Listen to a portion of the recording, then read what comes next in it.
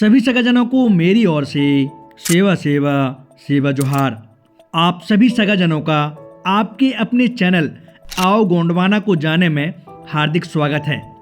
साथियों, आज का यह वीडियो गोंडवाना के शक्तिशाली इतिहास से संबंधित है। मैं चाहूंगा कि आप इस वीडियो को पूरा अंत तक देखें और ज्यादा से ज्यादा लोगों तक अपने इस इतिहास को जरूर पहुंचाएं। और अभी तक आपने अपने इस चैनल को सब्सक्राइब नहीं किया है तो चैनल को सब्सक्राइब कर लीजिएगा, क्योंकि आप जानते हैं कि मैं गोंड, गोंडी, गोंडवाना से संबंधित जानकारियां लाता रहता हूं, जो आपके लिए जरूरी है, सगा समाज के प्रत्येक व्यक्ति के लिए भी जरूरी है। तो चलिए वीडियो के टॉपिक पर आते हैं।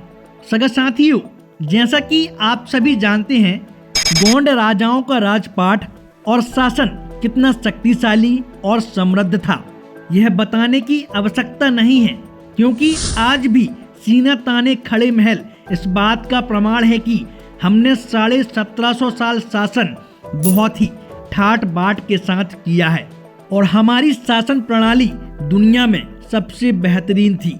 और आज भी हमें देखकर वीर गाथाएं याद करी जाती हैं।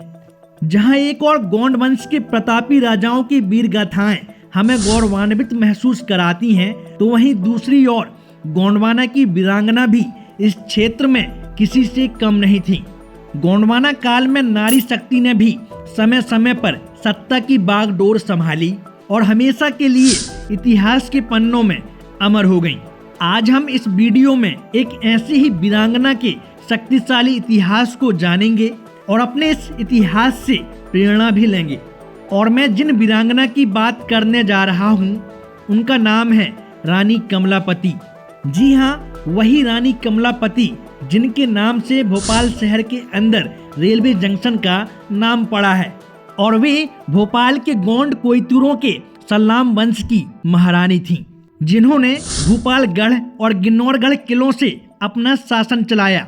रानी कमलापति का जन्म 16वीं सदी में सलकनपुर जिला सीहोर रियासत के गोंड कोयतुर राजा कृपाल सिंह सरोते के यहाँ हुआ था। वे बहुत ही ज्यादा खूबसूरत और कमल के पंखुड़ियों के समान कोमल थीं, जिसके कारण ही उनका नाम कमलापति रखा गया।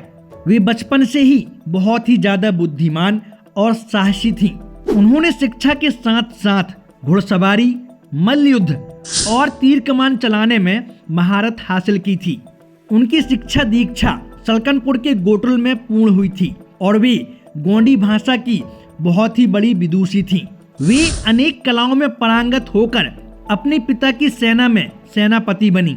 वह अपने पिता के सैन्य बल के साथ और महिला साथी दल सहित युद्धों में शत्रुओं से लोहा लेती थी। राजकुमारी जब बड़ी हुई तो उनकी सुंदरता की चर्चा चारों दिशाओं में होने लगी। उसी दौर में उनकी मुलाकात देहलावाड़ी के जंगलों में राजकुमार निजाम शाह से हुई, जो राजा सुराज सिंह सल्लाम के बेटे थे। पहली ही मुलाकात में राजकुमारी कमलापति ने राजकुमार निजाम शाह सल्लाम को अपना दिल दे दिया।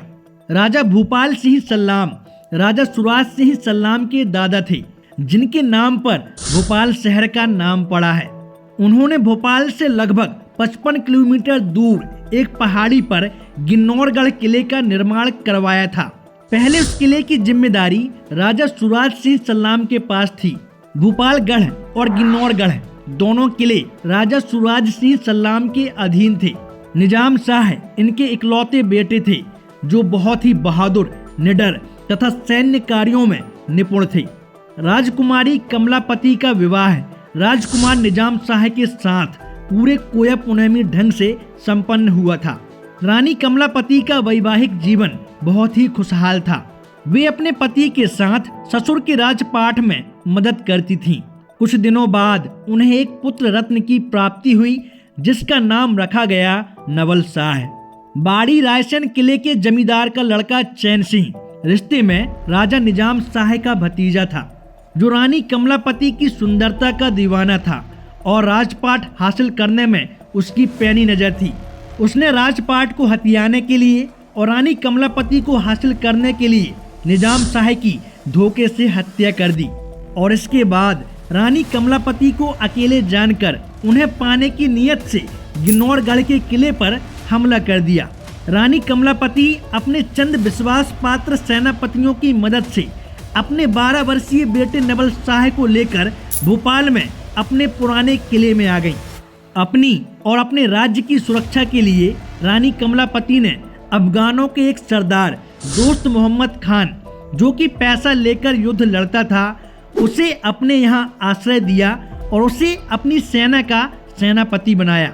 एक दिन की बात है, रानी को अकेला देखकर और लालच में आकर दोस्त मोहम्मद खान ने रानी के साथ विश्वासघात किया और उनके भोपालगढ़ किले को हथियाने के लिए धावा बोल दिया।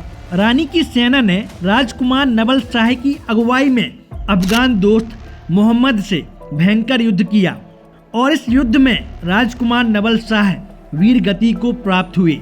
इस युद्ध में रानी कमलापति के 2 लड़ाके बच गए थे, जो अपनी जान बचाते हुए मनुआ भान की पहाड़ी पर पहुंचे और काला धुआं देकर संकेत किया कि हम युद्ध हार गए हैं।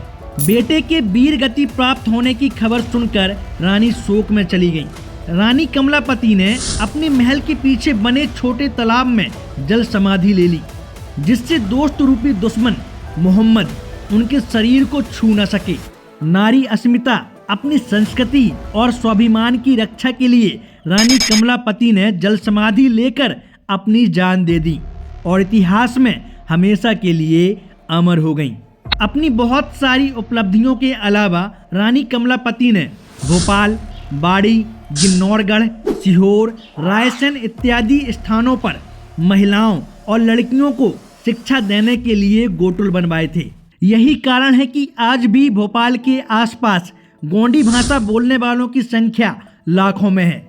रानी कमलापति ने भोपाल में बड़े तालाब के किनारे अपना महल बनाया था, जो 18वीं शताब्दी के प्रारंभ की समकालीन स्थापत्य का अन्य एक उदाहरण है एवं भोपाल शहर का प्रथम स्मारक भी है।